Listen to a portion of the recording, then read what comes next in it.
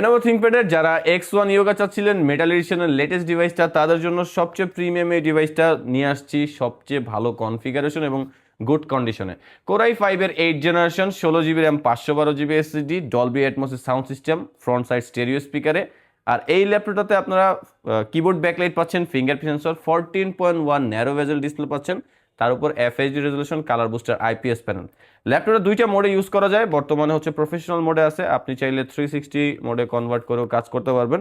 Fingerprint তো অবশ্যই থাকবে এবং তার পাশাপাশি এটা হচ্ছে আপনার ফিঙ্গার টাচ অ্যান্ড হচ্ছে পেন টাচ অবশ্যই অ্যাভেলেবল থাকবে। তো যারা হচ্ছে আর্কিটেকচারে কাজ করেন এবং